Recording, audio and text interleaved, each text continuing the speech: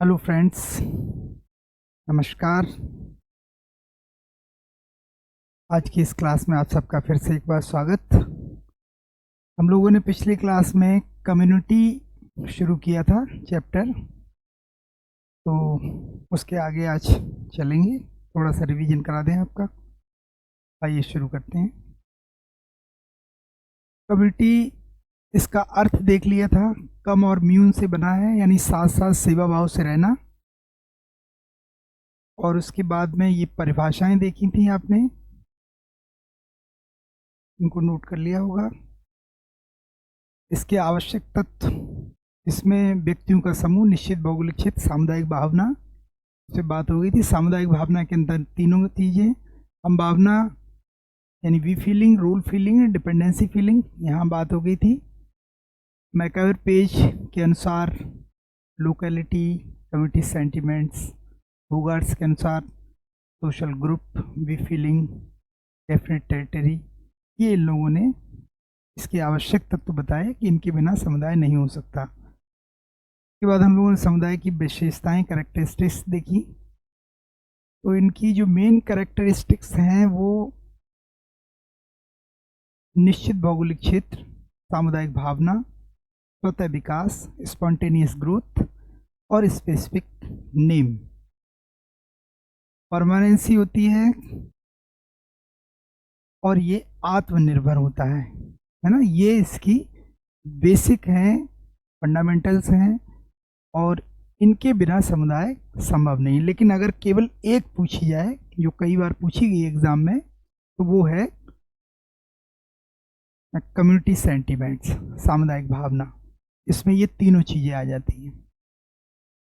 Okay, आगे बढ़ें। चलिए, फिर हम लोगों ने लघु समुदाय, लिटिल कम्युनिटी का एक कॉन्सेप्ट है रॉबर्ट रेडफील्ड का, जो उन्होंने अपना टिपुजलान गांव का जो अध्ययन किया था 1930 में, वहाँ से एक कॉन्सेप्ट आया जो अलग थलग आइसोलेटेड जो विलेज थे, और उनमें से देखा गया कि वो गांव जो बाहरी संपर्क से अलग थलग हैं, लेकिन फिर भी वो आपस में, मतलब वो बहुत दिनों से सरवाइव कर रहे हैं। इसका मतलब सेल्फ सफिशिएंसी है वहाँ पे, उन्हें बाहर के समाज की ज़रूरत नहीं है।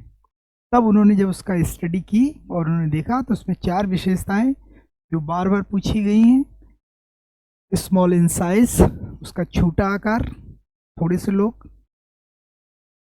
ये इस टाइप के आपको भारत में आप जाएं, पहाड़ी क्षेत्रों में आप जाते हैं कभी, तो आप पहाड़ों पे आप देखिए 2-2, 4-4 घरों के अलग अलग ग्रुप टाइप के बने होते हैं, वो इसी टाइप के होंगे। नेक्स्ट है डिस्टिंक्टिवनेस, विशिष्टता, समजातीयता, होमोजेनिटी, यहाँ सब लोग एक जैसे दिखते हैं, और आत्मनिर्भरता। ये चारों विशेषताएं बहुत इंपॉर्टेंट है, और यहाँ से कोई ना कोई क्वेश्चन जरूर पूछा जाता है, तो आप याद रखेंगे।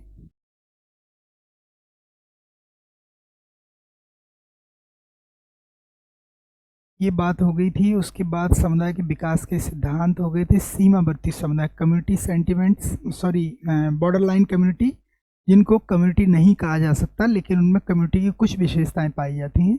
इसमें कास्ट, जेल, नेबरहुड, और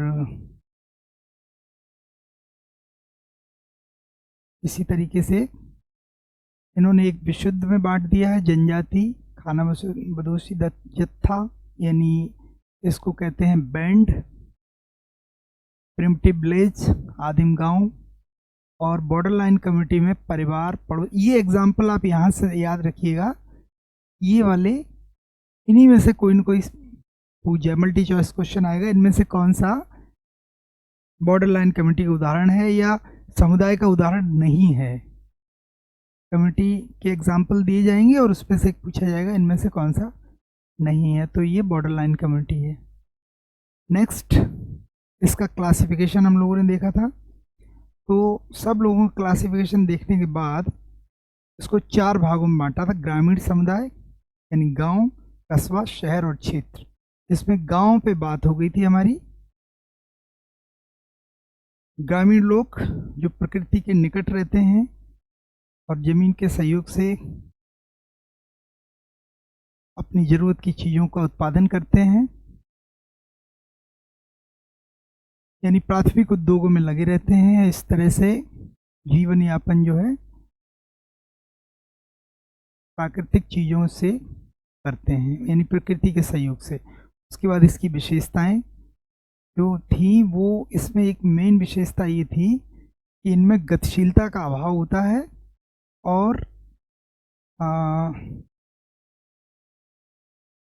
सामाजिक जो स्तरीकरण है उसकी शुरुआत हो जाती है यहाँ से। ये क्वेश्चन पूछा गया है कि सोशल स्ट्रेटिफिकेशन जो है, सामाजिक स्तरीकरण, स्तरीकरण का मतलब है समाज में ऊंच नीच की भावना, श्रेष्ठता हीनता की भावना। आगे चल के सोशल स्ट्रेटिफिकेशन एक अलग पूरा चैप्टर है, वहाँ पे से डिटेल में बात करेंगे हम लोग, लेकिन फिलहाल इतना जान लीजिए जो ऊंच नीच की भावना है वो स्तरीकरण है और उसकी शुरुआत होती है ग्रामीण समाज से। जनजातीय समाज में ये नहीं है। पुराने जितने भी समाज होंगे, आदिम समाज, उसमें स्ट्रेटिफिकेशन नहीं है। तो ये फैक्ट आप लोगों ने देख लिए होंगे। नेक्स्ट,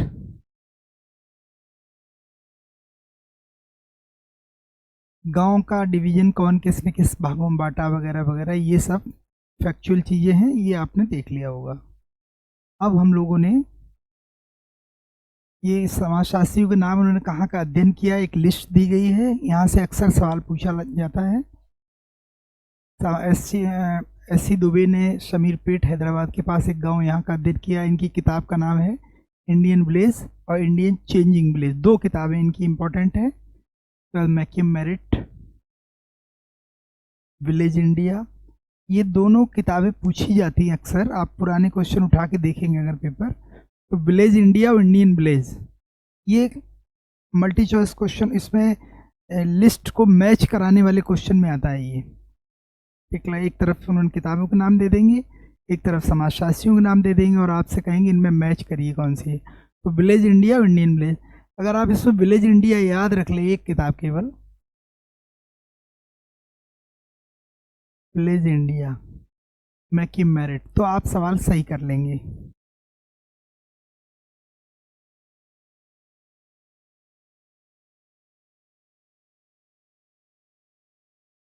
ये यहाँ पर थोड़ा सा मिस प्रिंट है भाई, देख लेना जरा। रूरल प्रोफाइल जो है ये डॉक्टर डी.एन. मजूमदार की किताब है, ये थोड़ा सा, बाकी कैथलीन गफ इनका अध्ययन है, ये बाइजर का, ये लिस्ट, बुक्स की लिस्ट और इनका अध्ययन हम अलग से एक लिस्ट आपको देंगे, जिसमें कोई मिस्टेक नहीं होगी और कंप्यूटर से ठीक से पहले से निकला हुआ है, वो हम पूरा आपको अलग से दे देंगे। जो फैक्चुअल वो जल्दी दे देंगे नेक्स्ट क्लास में, जिससे आप इन चीज़ों को लगातार रिवाइज करते रहें। ये चीज़ें रटनी नहीं है, बस इनकी लिस्ट आपको देख के एक बार मेमोराइज कर लेना है और धीरे धीरे धीरे धीरे ये आपके अनकॉन्शियस माइंड में पड़ी रहेंगी और समय आने पे इसका आंसर हमेशा सही होगा, आप चिंता मत करिए। तो आज हम लोग शुरू करेंगे कस्बा, ग्रामीण समुदाय पे बात हो गई थी, कस्बा, टाउन। ये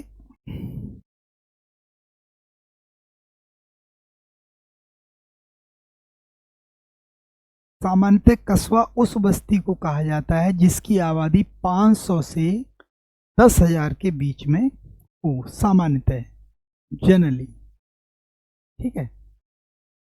कुछ विद्वान 40 से 50,000 तक आबादी को कस्बा कहते हैं। तो इसकी संख्या को लेकर ये वाला सवाल नहीं पूछा जाएगा, जहाँ पर विद्वान कंफ्यूज हैं वो सवाल नहीं पूछा जाएगा।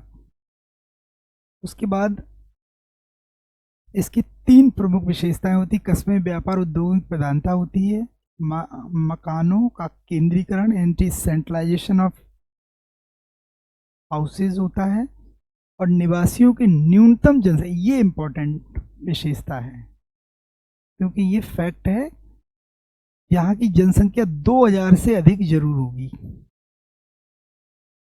और भारत में 1891 से लेकर यानी 1891 से लेकर 41 तक कस्बे की परिभाषा एक ही रही,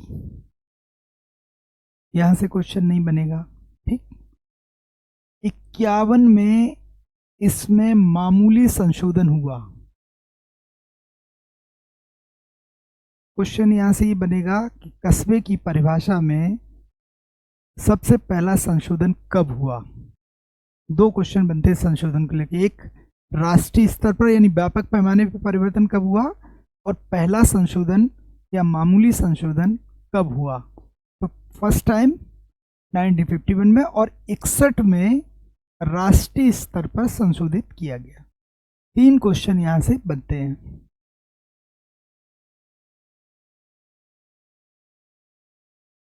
नाइनटीन 81, 91, 2001 की जनगणना में कस्बे का निर्धारण जिन आधारों पर किया जाता है वो ये आधार हैं। उन सभी स्थानों को कस्बा कहा जाएगा जिनमें नगर। अब आप अगर ये 5 पॉइंट याद कर लें तो इन्हीं में से क्वेश्चन है इनकी विशेष। एक क्वेश्चन बनता है कि इसमें संशोधन राष्ट्रीय स्तर पर कब हुआ, ये क्वेश्चन कई बार पूछा गया है। एक और पूछा जा सकता है कि पहला संशोधन कब हुआ, तो वो 51 है।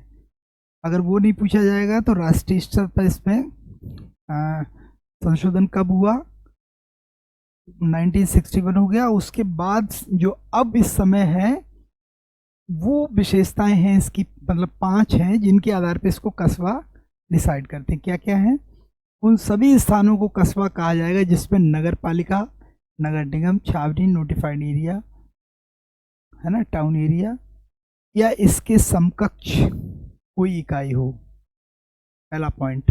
दूसरा, जहां की न्यूनतम जनसंख्या 5000, ये बहुत इंपॉर्टेंट है। 5000 जनसंख्या कम से कम होनी चाहिए। तो ये क्वेश्चन बनता है कस्बे के लिए न्यूनतम जनसंख्या कितनी होनी चाहिए, तो वो है 5000। फिर है यहाँ का जन घनत्व यानी पॉपुलेशन डेंसिटी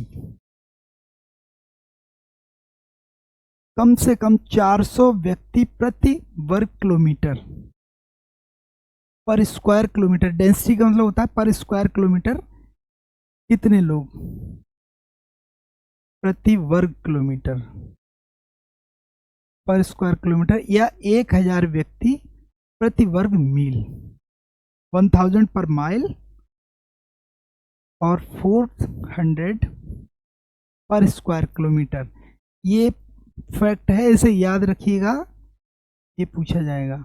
और अन्य कोई स्थान जो इसके आसपास हो, सीमावर्ती का मतलब है थोड़ा इधर उधर हो, मान लीजिए थोड़ी बहुत जनसंख्या कम या थोड़ा ज़्यादा, मतलब कम, जैसे मान लीजिए 400 व्यक्ति प्रति वर्ग किलोमीटर है, वहाँ 400 से एक आध कम है, तो भी जो उपरिक्त विशेषताओं में सीमावर्ती है और प्रांतीय जनगणना अधिकारी के अनुसार स्पष्ट नगरीय सुविधाएं या विशेषताएं रखता हो, यानी अगर जनगणना अधिकारी अगर इसको मान्यता दे देता है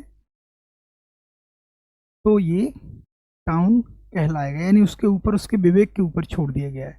ये पांचों, इनमें से 4 विशेषताएं आती है, एक कोई अलग देगा और आपसे पूछेगा इनमें से कौन नहीं है, तो आपको यहाँ से सावधानी पूर्वक आप इनको ध्यान रखिए, इससे बाहर बनता नहीं है क्वेश्चन कोई। अब आइए नगरीय समुदाय।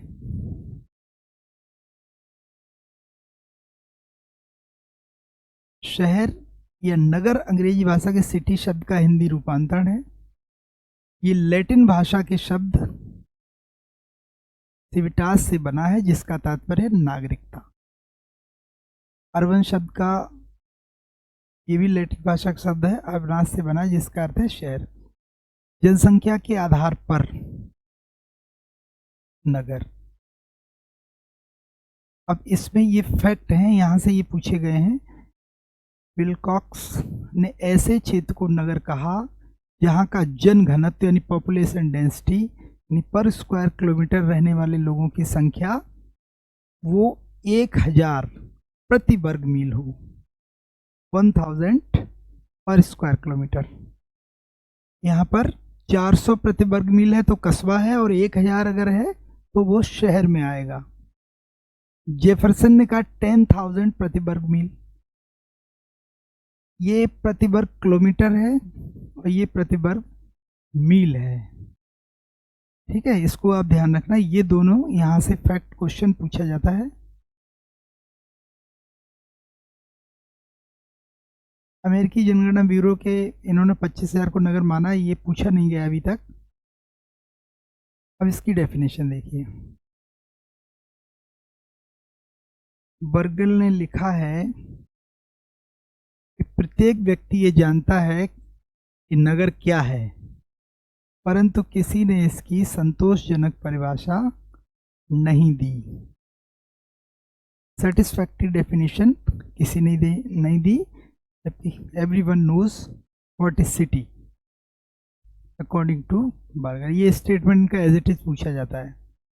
नगर एक ऐसी संस्था जहाँ के अधिकतर निवासी कृषि कार्य के अतिरिक्त अन्य उद्योगों में व्यस्त होते हैं।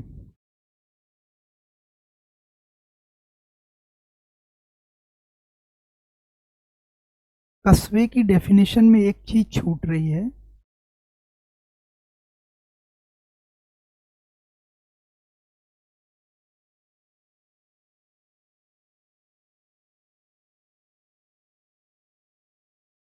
यहाँ का 75%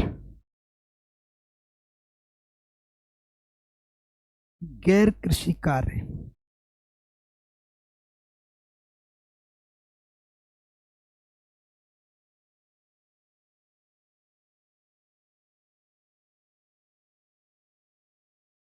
यानी टाउन एरिया, ये जनसंख्या तो है ही एक आधार, क्लोज मकान, लेकिन जो मेन चीज है वहां पर वो है, ये फैक्ट छूट गया, 75% लोग गैर कृषि कार्यों में लगे हों।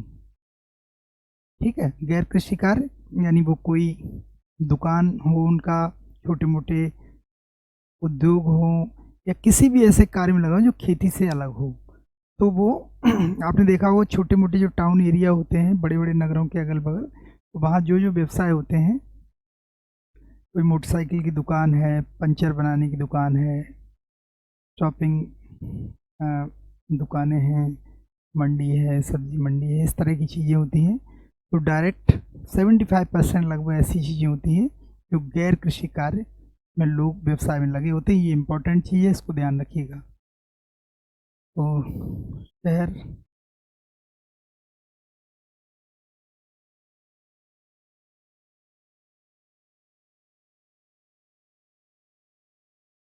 मम्फोर्ड ने कहा है कि भौगोलिक नगर स्पष्ट अर्थों में एक भौगोलिक ढांचा है, एक आर्थिक संगठन, एक संस्थात्मक प्रक्रिया, सामाजिक प्रक्रियाओं का मंच और सामूहिक एकता का एक सौंदर्यात्मक प्रतीक है। ये डेफिनेशन एक लुइस विर्थ की है, इसको गूगल से आप ट्रांसलेट कर लीजिएगा। सामाजिक भिन्नता वाले व्यक्तियों का बृहद किंतु घने बसे हुए स्थायी आवास समूह का नाम नगरीय समुदाय है। इनकी इंपॉर्टेंट डेफिनेशन, किंग्सले डेविस के अनुसार व्यक्तिगता प्रचलन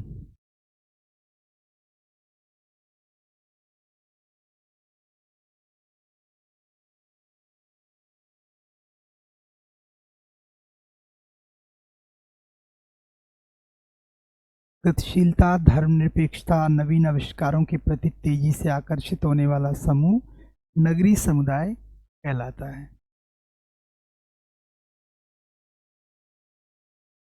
सोमवार्ट कहते हैं कि नगर एक ऐसा स्थान है जो इतना बड़ा है कि जिसके निवासी परस्पर एक दूसरे को नहीं पहचानते। नगरों में आप लोग रहते होंगे, तो आपके पड़ोस में 3 घर आगे कौन है नहीं पता होगा आपको, या फ्लैट में रहते होंगे तो नहीं पता अगल बगल कौन है।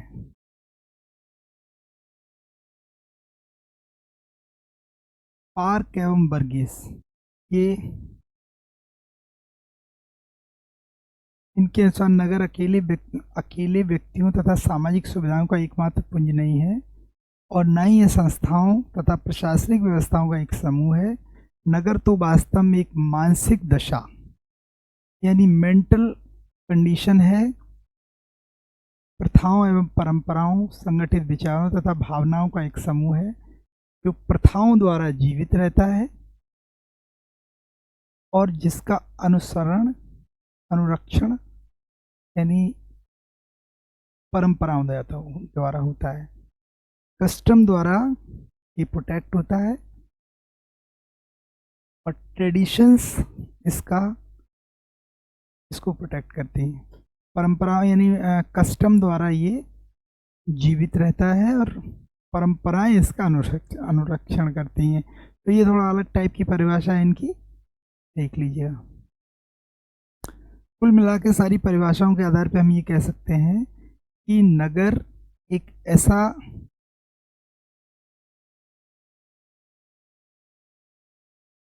क्षेत्र है जहाँ गैर कृषि व्यवसाय, श्रम विभाजन, विशेषीकरण, द्वितीयक संबंधों की प्रधानता और औपचारिक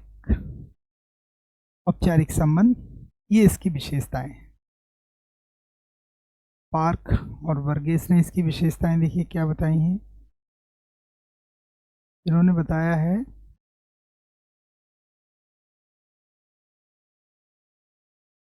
ये जो विशेषताएं, यहाँ से ही क्वेश्चन आता है, तो विशेषताओं को आप एक बार ध्यान से समझ लीजिए। मेजॉरिटी होती है यानी लोगों की संख्या ज़्यादा होती है, जनसंख्या की भिन्नता, डाइवर्सिटी ऑफ पॉपुलेशन, व्यवसायों की बहुलता यानी बहुत सारे कई तरह के मल्टीपल टाइप के ऑक्यूपेशन होते हैं, division of labour and specialisation, श्रम विभाजन और विशेषीकरण। श्रम विभाजन, देखिए श्रम विभाजन तो सभी समाजों में पाया जाता है फ्रॉम वेरी बिगनिंग, लेकिन विशेषीकरण जो शब्द आया है वो यहाँ स्पेशलाइजेशन, ये शहरी समाज की विशेषता है। स्पेशलाइजेशन यानी आप जनजाति समाज, कृषक समाज देखा आपने, तो ग्रामीण समाज, इन सब में स्पेशलाइजेशन नहीं है। स्पेशलाइजेशन कहाँ शुरू होता है? शहरी समाजों में। और स्तरीकरण यानी स्ट्रेटिफिकेशन कहाँ शुरू होता है? वो होता है कृषक समाजों में। तो ये आपको ध्यान रखना है। द्वितीयक संबंधों की प्रधानता, सेकेंडरी रिलेशनशिप होते हैं शहरों में। आर्टिफिशियलिटी, हर चीज़ का एक नकलीपन, उसकी मतलब कॉपी कर लेते हैं, ये चीज़ें शहरों में देखी जाती है। मोबिलिटी होती है, गतिशीलता होती है, गांव में गतिशीलता नहीं होती। डाइवर्सिटी ऑफ हेट्रोजेनिटी यानी लोग मतलब उनका जो विविधता है लोगों में, अलग अलग तरह के, ऊंचा नीचा, बड़ा छोटा, रईस गरीब, इस तरह की विविधता, इसको हेट्रोजेनिटी कहते हैं। गांव में होमोजेनिटी, उसका अपोजिट है हेट्रोजेनिटी। व्यक्तिवादिता, इंडिविजुअलिज्म, व्यक्तिवादिता मतलब अपने आप में ही सेंट्रलाइज है व्यक्ति, दूसरे से कोई मतलब नहीं है, ये भी शहरी विशेषता है। सोशल प्रॉब्लम भी बहुत सारी हैं। इसके अलावा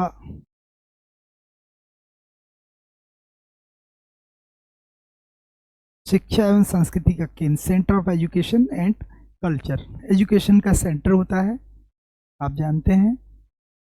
राजनीतिक गतिविधियों का सेंटर भी होता है, सिक्योरिटी भी होती है, सुरक्षा एवं मनोरंजन की सुविधाएं होती हैं। मानव सभ्यता के पोषक यानी नर्चर ऑफ ह्यूमन सिविलाइजेशन, सभ्यता के पोषक होते हैं नगर। धर्म और परिवार का कम महत्व होता है, less important of religion and family. ये बात क्यों कही गई? क्योंकि जो ग्रामीण समाज में परिवार का महत्व है उतना शहरों में कम है, या अपने इंडिया की तुलना में और भी वेस्टर्न कंट्री आप देखिए तो वहाँ फैमिली का उतना ज़्यादा महत्व नहीं है, व्यक्तिवादिता बहुत ज़्यादा है वहाँ पे। और आर्थिक विषमता, यातायात संदेश की सुविधाएं, जो कम्युनिकेशन का जो सिस्टम है वो काफ़ी ज़्यादा है, ट्रांसपोर्ट एंड कम्युनिकेशन, और फैशन के प्रति लगाव। इसमें एक विशेषता और होनी चाहिए, एकांकी परिवारों की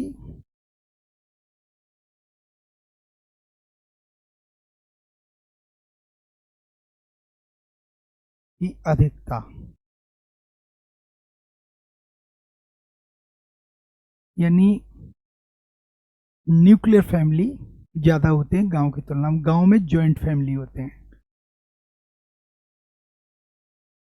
न्यूक्लियर फैमिली क्या होता है? माता पिता और उनके बच्चे, अविवाहित बच्चे। एग्जैक्ट जो उसकी एग्जैक्ट डेफिनेशन है वो है माता पिता और उनके अविवाहित बच्चे, न्यूक्लियर फैमिली। लेकिन विवाहित बच्चे भी साथ में रहें तब भी कम से कम 3 पीढ़ियों के लोग जब होते तब उसे जॉइंट फैमिली बनाते हैं। लेकिन अगर वेस्टर्न कंट्री में देखें तो वहाँ पर न्यूक्लियर फैमिली एग्जैक्ट आपको मिलेगा। नेक्स्ट, ग्रामीण और नगरीय समुदायों के बीच अंतर।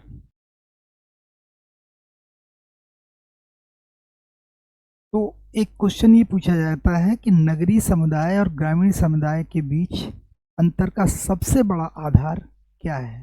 तो वो है जनसंख्या, आकार। ग्रामीण नगरीय समुदाय में अंतर का सबसे बड़ा आधार जनसंख्या है। यानी गांव की जनसंख्या कम होती है, शहर की बहुत ज़्यादा होती है, काफ़ी ज़्यादा होती है उसकी तुलना में। दूसरा है नेचर। नेचर क्या है कि गांव में सजातीयता, एक रूपता, लोग एक जैसे होते हैं, और शहरों में विभिन्नता होती है, विभिन्न तरह के लोग होते हैं। ये दूसरा बड़ा अंतर है। सामाजिक व्यवस्था के आधार पर परिवार, यहाँ पर परिवार संयुक्त होते हैं। शहरों में एकांकी परिवारों की अधिकता पाई जाती है। हम लोग जॉइंट फैमिली और न्यूक्लियर फैमिली को फैमिली वाले चैप्टर में डिटेल में पढ़ेंगे विद डायग्राम। कितने टाइप के न्यूक्लियर फैमिली होते हैं और कितने टाइप के जॉइंट फैमिली, एक्सटेंडेड फैमिली, इन पर डिटेल में बात करेंगे। इसलिए अभी यहाँ पर केवल आप अंतर देख लीजिए गांव में इसमें क्या हो। सबसे बड़ा अंतर, यहाँ से एक क्वेश्चन जरूर बनता है, सबसे बड़ा आधार क्या है? वो हो गया आकार। अब विवाह, गांव में विवाह 2 परिवारों को जोड़ने का माध्यम होता है, जिसमें परिवार के रिश्तेदारों की भूमिका अधिक महत्वपूर्ण होती है। शहरों में विवाह व्यक्तिगत मामला होता है और प्रेम विवाह यानी लव मैरिज, तलाक, intercaste marriage, remarriage, window remarriage, ये गांव में की तुलना में शहरों में अधिक होते हैं। तो क्लियर है ये पॉइंट? स्त्रियों की स्थिति, पोजीशन ऑफ वुमेन, ये गांव की तुलना में शहरों में स्थिति काफ़ी अच्छी होती है। पढ़ी लिखी महिलाएं होती हैं, आर्थिक रूप से आत्मनिर्भर होती हैं। गांव में ऐसा नहीं है, इसलिए उनकी पोजीशन बहुत ख़राब होती है। स्त्रियों की निम्न स्थिति मानी गई है, उसकी विशेषता ग्रामीण समाज की। गांव में पड़ोस का महत्व शहरों की अपेक्षा काफ़ी अधिक होता है। पड़ोस और अपना घर में ज़्यादा अंतर नहीं होता। गांव में सबको जानते हैं। गांव में जैसे शहरों में अगर अपना बच्चा शाम को घर नहीं तो लोगों को चिंता हो जाती है, लेकिन गांव में किसी को चिंता नहीं होती। बच्चा घर में नहीं तो किसी न किसी की छत पे सो रहा होगा। खाना घर में नहीं खाया तो उसने पड़ोस में चाची के यहाँ खा लिया होगा, मौसी के यहाँ खा लिया होगा, है ना। तो लोग मान के चलते हैं कहीं ना कहीं होगा, कोई प्रॉब्लम नहीं है। सामाजिक स्तरीकरण, गांव में सामाजिक स्तरीकरण का आधार जाति है। स्तरीकरण की शुरुआत हमने बताया था ग्रामीण समाज से हो गई थी। उसका आधार जो है वो जाति है गांव में, और शहरों में वर्ग है, क्लास सिस्टम। यानी जो डिफ्रेंशिएशन है, जो स्ट्रेटिफिकेशन है, शहरों में क्लास सिस्टम के आधार पर है और गांव में कास्ट सिस्टम के आधार पर है। जाति में ऊंच नीच की भावना और वर्ग में भी ऊंच नीच की भावना है। प्योरिटी वाला कॉन्सेप्ट नहीं है, लेकिन बड़े और छोटे तो हैं ही। आर्थिक जीवन के आधार पर अंतर, व्यवसाय, यहाँ का व्यवसाय जो गांव का होता है वो कृषि पर निर्भर है, जबकि शहरी उद्योग जो है उद्योगों पर निर्भर है शहरी समाज। फोन्स,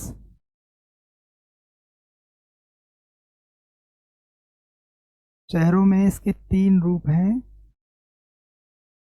जो इकोनॉमिक एक्टिविटी है वो 3 तरह की है, डिवीजन ऑफ लेबर, स्पेशलाइजेशन और कंपटीशन, प्रतिस्पर्धा। जबकि गांव में इन तीनों ही चीज़ों का अभाव है। तीनों का नाम माने तो श्रम विभाजन तो है, लेकिन विशेषीकरण और कंपटीशन का अभाव है। ठीक है। जीवन स्तर,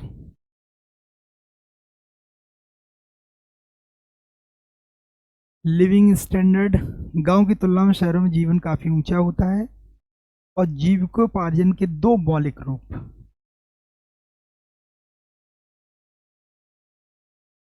यानी जीने के जो मेन है, एक कृषि पर निर्भर है, एक उद्योग पर निर्भर है। तो ये दोनों ग्रामीण और शहरों को अलग करती हैं।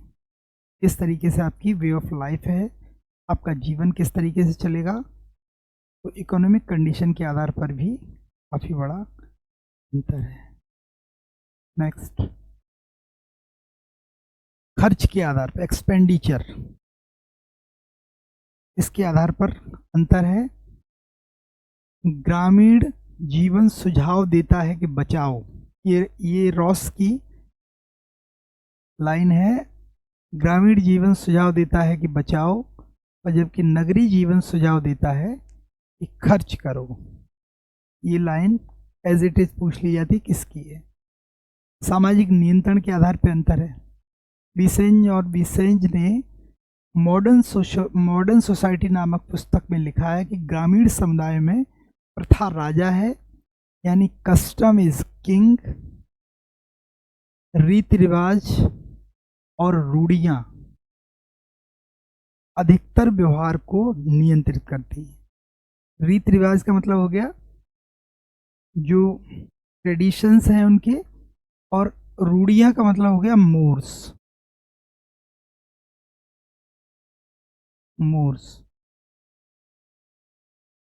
इनको लोकाचार भी कहते हैं।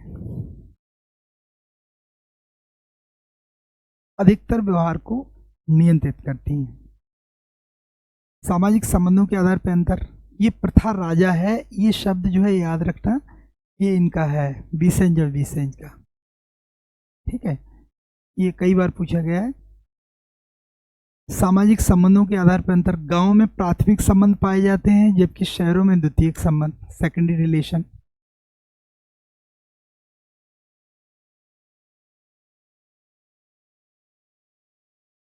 गिस्ट और हेल्बर्ट का स्टेटमेंट अर्बन सोशियोलॉजी में इन्होंने लिखा है कि नगर व्यक्तिगत या व्यक्तिक संबंध, यानी इंडिविजुअल रिलेशन जो होते हैं,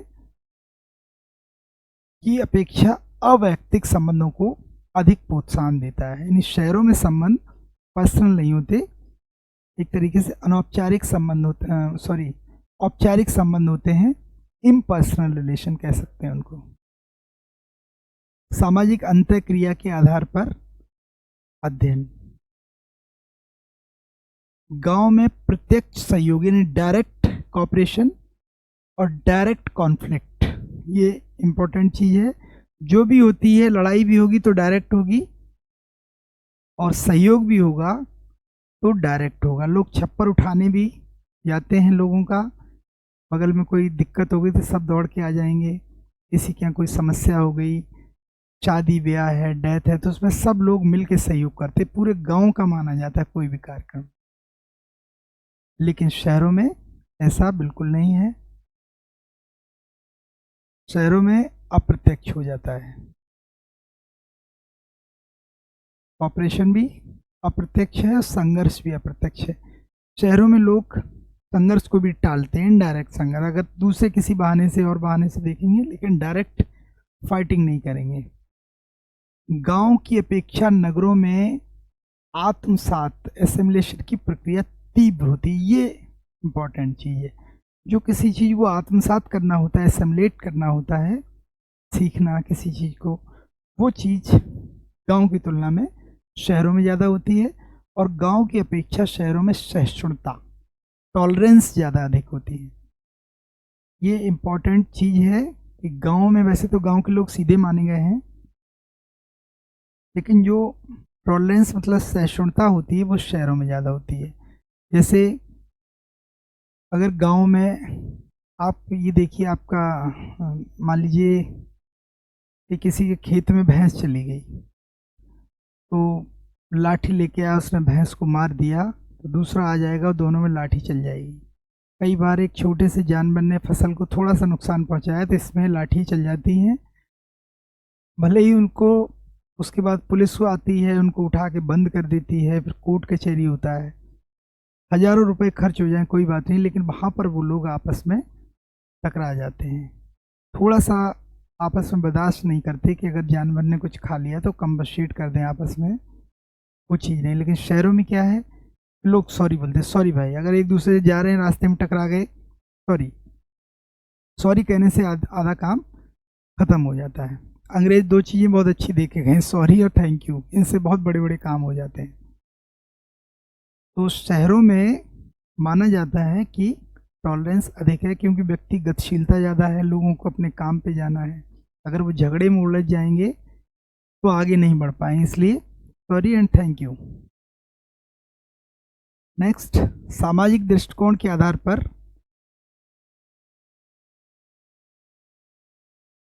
बुगार्ड्स ने लिखा है, ये जो स्टेटमेंट है बस आपको ध्यान रखना किसने क्या कहा।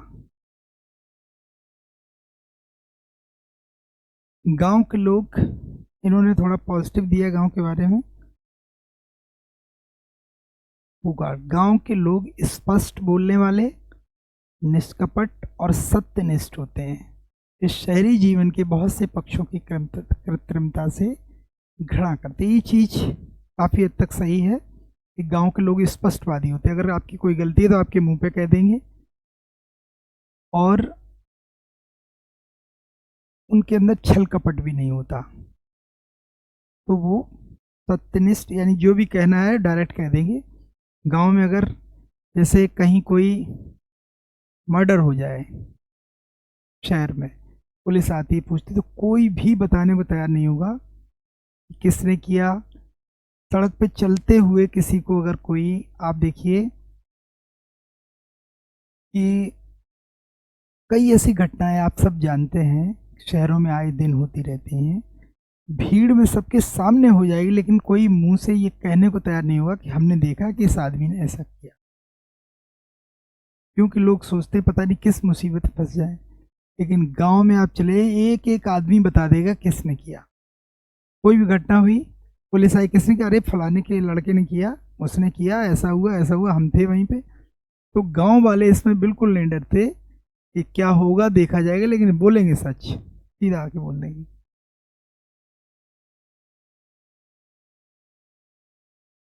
न्यूमेर ने अपनी पुस्तक social problem and changing society में लिखा, ग्रामीण संस्कृति रूढ़िवादिता। रूढ़िवादिता मतलब परंपराओं से जो बहुत ज़्यादा जकड़ा हो, अपनी परंपराओं को, अपने ट्रेडिशंस को लेके, अपने कस्टम्स को लेके, उसको रूढ़िवादी कहते हैं। जो परंपराओं और उनके दायरे से बाहर ना निकल पाए। रूढ़ियाँ क्या होती हैं अभी आगे चल के संस्था वाले चैप्टर में और क्लियर होगा आपका। सामाजिक गतिशीलता और स्थायित्व के आधार पर सोरोकिन और जिमरमैन ने एक अंतर दिया है, ये भी काफ़ी पूछा जाता है। इनकी किस पुस्तक है, principles of the rural and urban society. ग्रामीण समुदाय एक घड़े में शांत जल के समान और नगरीय समुदाय केतली में उबलते पानी के समान।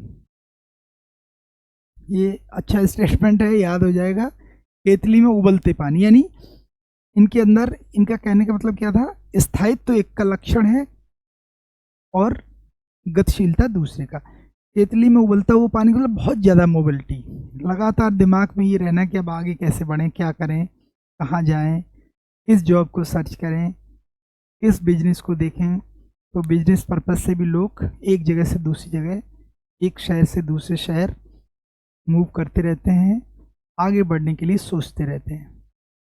गांव में जो है फसल जब कटेगी तब देखा जाएगा, तब तक कुछ भी नहीं, और वो आराम से चलता रहता है उनका। तो वो कहते हैं घड़े में एक शांत जल के समान है और केतली में उबलते। ये कई चीज़ों पे लागू हो सकता है। तो इनका स्टेटमेंट एज याद रख लीजिएगा। स्थायित्व और गतिशीलता से इन्होंने ये मतलब निकाल के दिया। सांस्कृतिक जीवन के आधार पर अंतर, Najmul Karim, changing society in India and Pakistan, ये किताब भी पूछी जाती है। किताबों की लिस्ट हम आपको देंगे, अवधारणाएं सिद्धांत की लिस्ट प्रोवाइड करा देंगे, जिससे आप उसको अभी से मेमोराइज करते रहें। इन्होंने कहा कि एक राजवंश के बाद दूसरा राजवंश खत्म हो गया, क्रांति के बाद क्रांति होती चली गई, रेवोल्यूशन आफ्टर रेवोल्यूशन, किंतु ग्रामीण समुदाय वैसे के वैसे ही रहे। कितनी क्रांतियां हो गई, कितने राजा आए चले गए, इनका शासन उनका शासन, दिल्ली की सत्ता बदलती रही, लेकिन गांव वैसे के वैसे ही। चार्ल्स मेटकाफ ने भी यही बात कही है, गांव को उन्होंने लघु गणतंत्र कहा है, स्मॉल रिपब्लिक। सामाजिक विघटन के आधार पर नगरों में समाज को विघटित करने वाले कारक अधिक सक्रिय होते हैं। यहाँ पर तनाव, टेंशन, आत्महत्या, अपराध, बाल अपराध, यानी tension, suicide, crime, child crime और अनएम्प्लॉयमेंट, हत्या, बलात्कार आदि गांव की तुलना में शहर में बहुत होते हैं। तो ये मर्डर, रेप, इस तरह के क्राइम जितने भी हैं ये शहरों में बहुत ज़्यादा होते हैं और गांव की तुलना में कम होते हैं। इसका कारण क्या है? इसका कारण ये है कि गांव में क्राइम करके लोग बचना बहुत मुश्किल है, कोई संरक्षण नहीं देता। जैसे मान लीजिए कोई लड़का क्राइम करके आया तो हो सकता है उसके घर वाले पकड़ के पुलिस के पास ले जाएं कि हमारे लड़के से ऐसी गलती हो गई, या गांव का कोई भी व्यक्ति उसको बता देगा, उसको छुपने का कोई जगह नहीं है, यानी कोई परिस्थिति है ही नहीं जिसमें बच्चा क्राइम करे। एक तो बचपन से ही इस तरह का माहौल होता है कि कोई क्राइम करके बच नहीं सकता। अगर वो झूठ बोलेगा तो लोग पकड़ लेंगे, वो कहीं जाके सिगरेट शराब पीने की कोशिश करेगा तो गांव का कोई व्यक्ति देख लेगा, तो वो अपना समझ के उनकी पिटाई वहाँ भी हो जाएगी। लेकिन शहरों में ये चीज़ें नहीं, किसी को किसी से मतलब नहीं है। मनोवैज्ञानिक आधार पर अंतर, गांव में सामुदायिक भावना, कम्युनिटी सेंटिमेंट्स, ये ज़्यादा होता है, या हम भावना कह सकते हैं अधिक होती है, जबकि शहरों में व्यक्तिक भावना अधिक होती है। शहरों में सब अपने अपने लिए सोचते हैं, कोई कम्युनिटी सेंटिमेंट्स काम नहीं करते, है ना। तो नेक्स्ट, अन्य महत्वपूर्ण अंतर है कि गांव की तुलना में शहरों में फैशन का प्रचलन अधिक है, ये तो देख के ही पता चल जाएगा। धर्म का महत्व शहरों में कम है, गांव में ज़्यादा है। कार्ल मार्क्स ने धर्म को गरीब जनता के लिए अफीम कहा है। तो जितना पिछड़ा बिना पढ़ा लिखा समाज होगा वहाँ धर्म की जड़ें बहुत मजबूत होंगी। गांव में धर्म का महत्व अधिक होता है, शहर गांव की तुलना में शहरों में राजनीतिक चेतना, पॉलिटिकल कॉन्शियसनेस अधिक पाई जाती है। गांव में प्रत्यक्ष सहयोग एवं संघर्ष दोनों प्रत्यक्ष होता है, शहरों में अप्रत्यक्ष होता है। गांव की अपेक्षा नगरों में, ये तो आपने देख लिया, आत्मसात की प्रक्रिया तीव्र होती है, सहिष्णुता शहरों में अधिक होती है, सामंजस्य पाया जाता है। AR देसाई ने नगरीय और ग्रामीण समुदाय में निम्न आधारों पर अंतर किया है। ये इनके आधार हैं, यहाँ से क्वेश्चन नहीं बनेगा शायद। सोरोकिन और जिमरमैन ने पुस्तक principles of rural and urban society, ग्रामीण तथा नगरीय समुदाय में अंतर के आधार। आप लोग साथ साथ क्वेश्चंस देखते रहिए, लास्ट ईयर में क्या क्या क्वेश्चन पूछे गए चैप्टर वाइज। जो चैप्टर हम लोग कंप्लीट कर रहे हैं उसमें से जो क्वेश्चन पूछे गए हैं वो आप पकड़ने लगे हैं। जो लोग पहले से कंपटीशन की तैयारी कर रहे हैं वो काफ़ी अच्छी उनकी प्रैक्टिस हो गई, लेकिन जो लोग नए शुरुआत कर रहे हैं वो पिछले सालों के क्वेश्चंस जरूर देखते चलें। आप देखिए कि जहाँ जहाँ मैंने बताया ये इंपॉर्टेंट है, ये आ सकता है, यहाँ से पूछा जा सकता है, आप देखिए उसी एरिया से क्वेश्चन लगभग पूछा गया होगा, मुझे उम्मीद है। जब लगे कि जहाँ से क्वेश्चन बनने में कोई खास बात नहीं है तो वहाँ से लगभग नहीं बनेगा। नेक्स्ट, तुलना का आधार। ये सोरोकिन जिमरमैन ने अपनी पुस्तक में एक तुलना का आधार दिया है। व्यवसाय के आधार पर कृषि की प्रधानता है या व्यापार की प्रधानता है शहरों में। पर्यावरण, प्राकृतिक पर्यावरण है नेचुरल, और यहाँ पर कृत्रिम यानी आर्टिफिशियल। आर्टिफिशियल का मतलब है जैसे शहरों में लोग अपने कमरा बंद करके एसी चला के कंफर्टेबल महसूस करते हैं, जबकि जो एयर है वो उसी में बंद एयर को ही इनहेल करते हैं। जबकि शहरों में नेचुरल हवा, छत पे खुले में खुली ऑक्सीजन। आज दिल्ली वगैरह में जो AQI इंडेक्स है वो आप देखिए कहाँ 600-700 पहुँच रहा है, और गांव में 12, 13, 15 भी नहीं रहता है, उससे भी कम रहता है। तो फ्रेश एयर। समुदाय का आकार यहाँ पर छोटा होता है। गांव में एक गांव की जनसंख्या कितनी भी होगी बहुत कम होगी, लेकिन शहरों का आकार बहुत बड़ा होता है। शहरों में लगातार जनसंख्या बढ़ती जा रही है। गांव, भारत को अभी भी गांव का देश कहा जाता है। ग्रामीण जनसंख्या 68.84% लोग आज भी गांव में रहते हैं। 23.16 के आसपास शहरों में है। हालांकि बढ़ा है रेशियो, लेकिन अभी भी भारत गांव का ही देश है। जनघनत्व यहाँ कम है, पॉपुलेशन डेंसिटी शहरों में अधिक है। जनसंख्या की समानता भिन्नता, यहाँ पे होमोजेनिटी अधिक है, यहाँ हेट्रोजेनिटी। ये दो शब्द याद रखना, ये होमोजेनिटी सरल समाजों की विशेषता है और ये जटिल समाजों की विशेषता है। विभेदीकरण, डिफरेंशिएशन, स्ट्रेटिफिकेशन। स्ट्रेटिफिकेशन और डिफरेंशिएशन, जब विभेद रूप रंग मेल फीमेल के आधार पे होता है, लंबाई चौड़ाई के आधार पे होता है, तो डिफरेंशिएशन कहते हैं। और जब ऊंच नीच के आधार पे होता है, प्योरिटी इम्प्योरिटी के आधार पे होता है, कास्ट के आधार पे कौन ऊंचा है कौन नीचा है, तो स्तरीकरण कहते हैं। तो यहाँ कम होता है, यहाँ अधिक पाया जाता है। गतिशीलता और प्रव्रजन यानी मोबिलिटी और माइग्रेशन, तो ये दोनों ही चीज़ें गांव में कम होती हैं और यहाँ पर अधिक होती हैं। नेक्स्ट, अंतःक्रिया।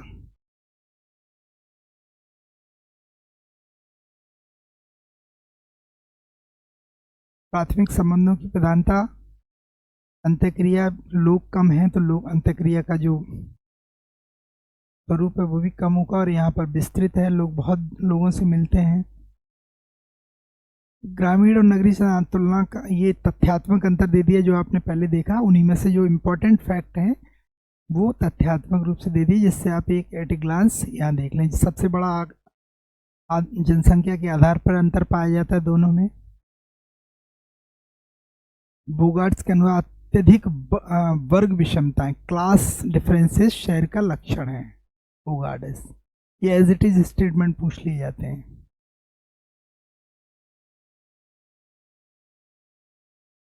रॉस का स्टेटमेंट, ग्रामीण जीवन बचाओ सुझाव देता है बचाओ, और नगरीय जीवन सुझाव देता है खर्च करो। तो ये जो हम लोगों ने अभी देखा उनको एक जगह दे दिया है।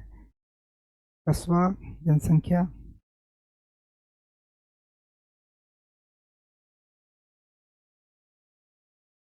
दस 10,000 प्रति वर्ग मील की आबादी को नगर क्षेत्र कहा जाता है। तो जनघनत्व जहाँ ये सारे फैक्ट हैं ये आप देख लेंगे। मैकायर पेज ने अपनी पुस्तक सोसाइटी में लिखा है कि ऐसा कोई प्रमाण नहीं है ग्रामीण व्यक्ति अधिक मूर्ख और नगर निवासी अधिक आडंबरपूर्ण होते हैं। गांव अगर नगर दोनों ही समाज की कोई भी एक दूसरे से ना अधिक प्राकृतिक और ना ही कृत्रिम है। तो उन्होंने कहा इस चीज़ का कोई रिकॉर्ड नहीं है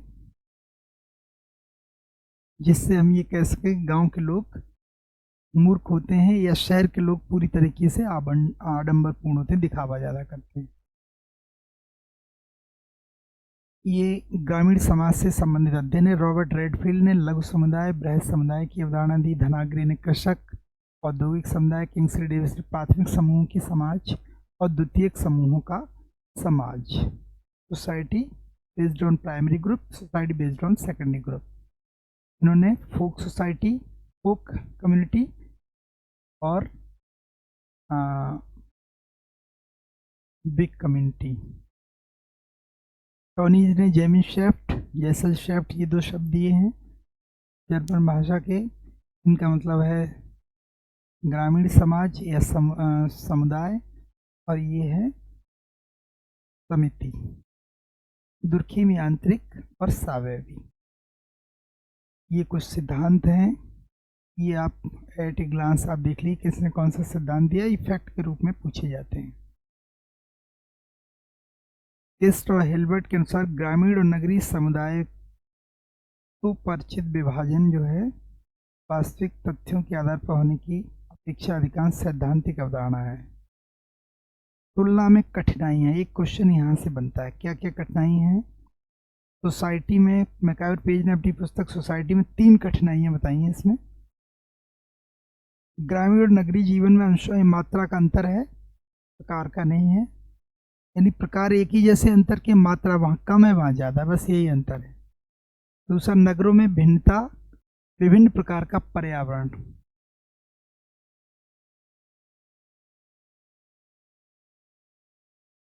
नगर एवं गांव परिवर्तनशील स्वभाव, changing character of city and village. तो ये 3 जगह तुलना में कठिनाइयाँ बताई इन्होंने। तो ये नगर, कस्बा आपने देखा, ग्रामीण समुदाय, जैसा कि आप जानते हैं समुदाय को 4 भागों में बांट के देखा जाएगा। ग्रामीण समुदाय, कस्बा, शहर और क्षेत्र। चौथा है ये क्षेत्र, रीजन। तो रीजन को आप देखिए, समाजशास्त्र में क्षेत्र या प्रदेश का तात्पर्य उस प्रकृति से निर्धारित किया जाता है। प्रत्येक क्षेत्र की अपनी विशिष्ट विशेषताएं होती हैं जो एक दूसरे से अलग करती हैं। वस्तुतः क्षेत्र अनिश्चित किंतु एक समान विस्तार वाला भूभाग होता है। क्षेत्र या प्रदेश में भौतिक लक्षणों, सांस्कृतिक लक्षणों तथा आर्थिक व्यवसायों में समरूपता होती है। अब इसको जरा थोड़ा समझ लीजिए, एक डायग्राम के माध्यम से समझते हैं इसको। जैसे मान लीजिए एक क्षेत्र ये है,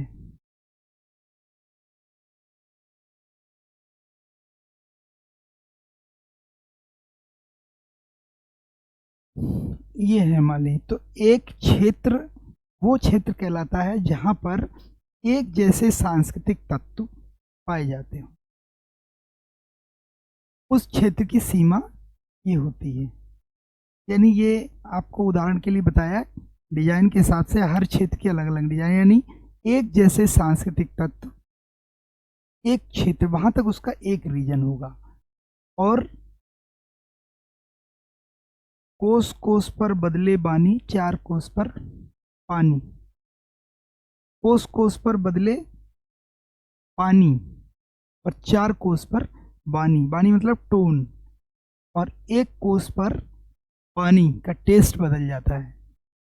ये कहावत है।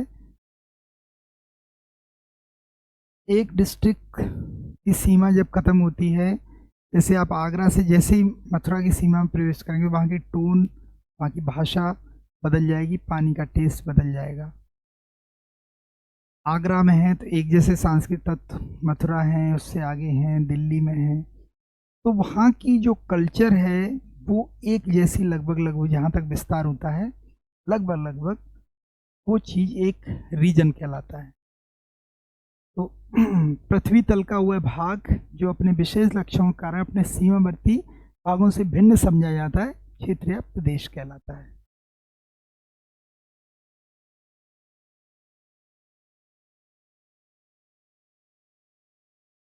ये चीज़ क्लियर हो गई होगी मेरे ख्याल से। जैसे आप प्लेन से पहाड़ी एरिया में जाते हैं तो वहाँ का एकदम से लोगों का पहनावा, ये एक स्टेट से दूसरे स्टेट में जाए, जैसे उनकी सीमा में घुसेंगे, मान लिया आगरा से जैसे ही भरतपुर क्रॉस करते हैं तो वहाँ के जैसे ही फतेहपुर सीकरी क्रॉस करेंगे, फतेहपुर सीकरी यूपी में है, उसके बाद तुरंत राजस्थान बॉर्डर भरतपुर बॉर्डर लग जाता है। तो जो पहला ही ढाबा पड़ेगा उसमें और इसके जस्ट बगल में एकदम से अंतर होगा। वहाँ के लोग एकदम राजस्थानी लिबास में, उनका टोन, उनका खाने का टेस्ट, सब चीज़ें बदल जाएंगी। पता चल जाएगा हम लोग अब राजस्थान में आ गए। इसी तरीके से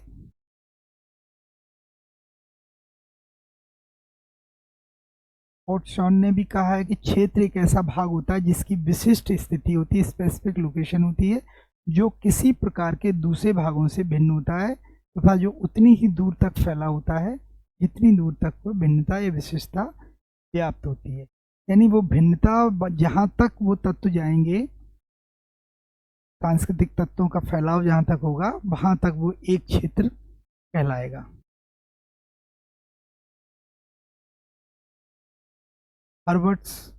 इनके अनुसार हार्वर्डसन इनके अनुसार क्षेत्र पृथ्वी तल का वह भाग है, region is that part of earth जिसमें भौतिक तत्वों, भू रचना, स्थल विन्यास, जलवायु, वनस्पति, यानी वहाँ का जो एनवायरनमेंट होता है, जो वहाँ की क्लाइमेट होती है, वो वहाँ के जो पशु पक्षी होते हैं, इनमें सब में एक विशेष प्रकार का संबंध पाया जाता है। डिक्सन के अनुसार क्षेत्र विभाग है जो विशेष प्रकार की भौतिक दशाओं एवं आर्थिक क्रियाओं, यानी जहाँ पर फिजिकल कंडीशन और इकोनॉमिक कंडीशन एक जैसी होती हैं, वो एक क्षेत्र कहलाता है। तो उन्होंने आर्थिक आधार पर बांटा। क्षेत्र की विशेषताएं, एक क्षेत्र संपूर्ण भाग में भौगोलिक तत्वों की समरूपता पाई जाती है। अब ये जो क्षेत्र से क्वेश्चन पूछे जाते हैं कि रीजन क्या है, तो वो विशेषताएं इन्हीं में से क्वेश्चन पूछा जाएगा। आप इनको ध्यान से देख लीजिएगा। एक क्षेत्र ऐसा होता है, uniformity of geographical element, it is found throughout entire area of region. एक जैसे ज्योग्राफिकल एरिया में एक जैसे एलिमेंट पाए जाएंगे। एक क्षेत्र की विशिष्ट स्थिति होती है, an area has a specific location. एक क्षेत्र के लक्षण एक जैसे होते हैं, अतः अन्य क्षेत्रों से भिन्न होता है। The characteristics of one region are similar and hence different from other region. सभी क्षेत्र समान विचार, समान रूप होते हैं। All area have similar ideas and analogies. क्षेत्र परिवर्तनशील होते हैं। Region is changeable. अब क्षेत्र परिवर्तनशील का मतलब क्या है कि इनकी भू संरचना में परिवर्तन हो जाता है। जैसे मान लीजिए उत्तर प्रदेश का जब पुनर्गठन हुआ, वहाँ से उत्तराखंड बना, तो उसी में से रीजन एक काट दिया, कुछ क्षेत्र जब हटा दिया कि पहाड़ी एरिया, इसको एक रीजन बना देते हैं। इसी तरीके से छत्तीसगढ़, झारखंड बिहार से बना, मध्य प्रदेश से छत्तीसगढ़, तो वो बदल दिया गया, उसकी कुछ अलग कैरेक्टरिस्टिक्स के आधार पर उसको और फर्दर डिवीजन कर दिया गया। इसका मतलब रीजन जो है वो चेंजेबल है, इनकी बाउंड्री चेंज हो सकती है। Next, the interpretation and classification of the area is done on the basis of fact and principles. क्षेत्र में भौतिक, सांस्कृतिक और आर्थिक क्रियाकलापों में समरूपता होती है। There is similarity in physical, cultural and economic activity in the region. तो ये विशेषताएं हैं जहां से क्वेश्चन पूछे जाते हैं।